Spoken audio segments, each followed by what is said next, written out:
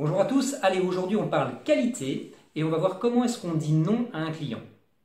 Il arrive parfois que le client vous pose une question, vous demande quelque chose, vous demande un prix, un délai, un produit et vous savez tout de suite que vous allez devoir lui dire non.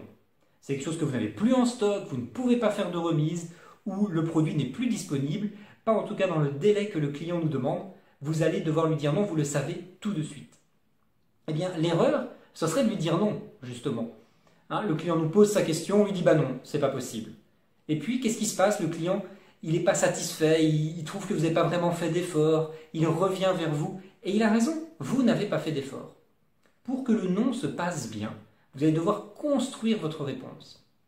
Pour les gens du téléphone, comme moi, qui travaillent dans les call centers, l'idée c'est que le client appelle, il me pose une question, je sais d'office que je vais devoir lui dire non, eh bien je ne lui dis pas non. Je lui propose dans un premier temps de s'identifier. Très bien monsieur, on va regarder ensemble. Rappelez-moi votre nom, je sors votre fiche. Pourquoi est-ce que je veux sortir sa fiche? C'est pour lui montrer qu'il est unique le client. Je prends en compte sa situation personnelle. Je ne prends pas une réponse type qui est bah non monsieur, ça on fait pas. Si c'est en face à face, que ça soit dans un magasin parce qu'on fait de la vente ou que ça soit dans un entretien dans un bureau, c'est la même chose. Lorsque vous démarchez un client, c'est la même chose. Il vous demande quelque chose, vous allez devoir dire non, vous ne répondez pas non tout de suite. Vous temporisez. Et pour temporiser, le mieux c'est de montrer au client qu'il est unique et donc c'est de rattacher les éléments à lui. Très bien monsieur, je vais vérifier dans votre cas ce qu'il est possible de faire. Attendez, je vous demande un instant, je vérifie dans votre dossier si on peut envisager quelque chose. Et ensuite on revient. Eh bien, non, malheureusement, je ne peux rien faire. Ah non, désolé, ça ne sera pas possible. J'ai bien vérifié, mais pour vous, on va commander ça, ça et ça, on ne saura jamais l'avoir dans un délai inférieur à une semaine.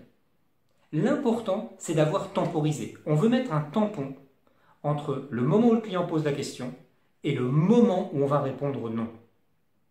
Et ce tampon, il a pour seul et unique objectif de personnaliser notre réponse, de montrer au client que comme toujours, il est unique, on s'est occupé de lui, on n'a pas fait une réponse standard, qui est non.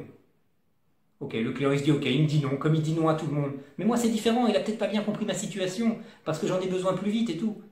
Vous êtes un professionnel, vous avez bien compris sa situation. Mais c'est pas important ce que vous avez compris. Ce qui est important, c'est qu'est-ce que le client a compris et qu'est-ce que le client il a ressenti. Si vous savez d'office que c'est non, parce que c'est non pour tous les clients, eh bien, je ne veux pas que vous envoyiez ce message qui est « Non, monsieur, c'est non pour tous les clients ». Mais bien « Non, monsieur, j'ai vérifié. Pour vous, ce n'est pas possible ». Testez comme toujours, bien évidemment. Forgez-vous votre propre opinion, mais vous allez voir, c'est très simple à mettre en place et c'est bien évidemment, on l'espère en tout cas, très efficace. Voilà, moi je vous remercie en tout cas d'avoir regardé cette vidéo jusqu'au bout et comme toujours, je vous dis à bientôt.